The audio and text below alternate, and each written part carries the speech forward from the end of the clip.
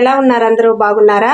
ఈరోజు మనం ఎంతో రుచికరమైన ఆరోగ్యకరమైన అటుకుల పాయసం. ఇది కృష్ణ జన్మాష్టమి చేసుకుంటాం కదా, అంతేకాదండి ఎప్పుడైనా స్వీట్ తినాలనిపించినప్పుడు ఇది టక్కని చేసేసుకోవచ్చు.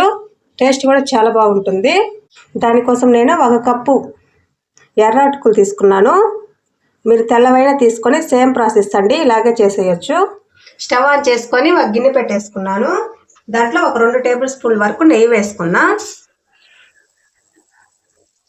నెయ్యి కరిగింది కదా, ఇప్పుడు దీంట్లో మనం జీడిపప్పు వేసి ఫ్రై చేసుకుందాం. జీడిపప్పు ఫ్రై అయింది కదా, ఇప్పుడు దీంట్లో 1 కప్పు అటుకులు వేసుకుంటున్నాను. ఇది ఫ్రై చేసుకుందాం. మీడియం ఫ్లేమ్లో పెట్టి ఒక 2-3 నిమిషాలు ఫ్రై చేసుకుందాం. ఇవి ఫ్రై అయ్యాయా లేదా అని ఎలా తెలుస్తుందంటే, ఇవి నెయ్యిలో ఫ్రై చేసుకునేటప్పుడు ఇవి ఉబ్బినట్టు వస్తాయండి. చూడండి, అటుకులు ఫ్రై అయిపోయాయి. ఇప్పుడు దీంట్లో పాలు వేసుకుందాం. కాచి పెట్టుకున్న పాలు ఒక 1/2 లీటర్ వేసుకుంటున్నాను 1 కప్పు అటుకులకి. నీళ్ళు ఏమి వేయకుండా కాచి పెట్టుకోండి పాలు. 1/2 లీటర్ వేసుకున్నాను. ఇది బాగా ఉడకాలండి.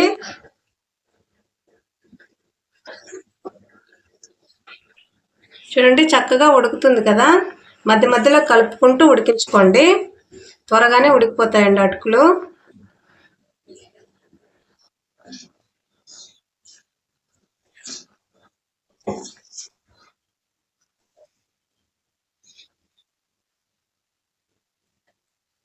పట్టుకొని చూస్తే మెత్తగా ఉండాలండి. చూడండి, మెత్తగా ఉడికిపోయింది. చూపిస్తా చూడండి ఒకసారి. ఇప్పుడు దీంట్లో మనం యాలకుల పొడి వేసేసుకుందాం. ఒకసారి కలిపేసుకొని స్టవ్ ఆపేసుకుందాం. ఇప్పుడు దీంట్లో ఒక 4 టేబుల్ స్పూన్ల నాటు చక్కెర వేసుకుంటున్నాను నేను. మీకు కావాలంటే చక్కెర అయినా వేసుకోవచ్చు, లేకపోతే బెల్లమైనా వేసుకోవచ్చు. మీరు తీపి ఎంతైతే తినగలరో అంత వేసుకోండి. నేనైతే 4 టేబుల్ స్పూన్లు వేసాను.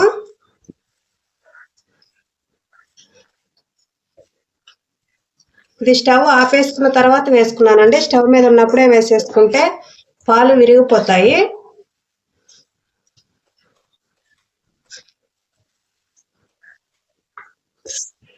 చూడండి, ఎంతో టేస్టీగా ఉండే అటుకుల పాయసం తయారైపోయింది. ఇది 10 నిమిషాల్లో తయారు చేసుకోవచ్చండి. మీరు ట్రై చేయండి, మీకు ఖచ్చితంగా నచ్చుతుంది. ట్రై చేసి టేస్ట్ అనేది ఎలా ఉందో మా కామెంట్ బాక్స్లో తెలియచేయండి. ఇలాంటి మరిన్ని వీడియోల కోసం మా ఛానల్ని సబ్స్క్రైబ్ చేసుకోండి. Thank you.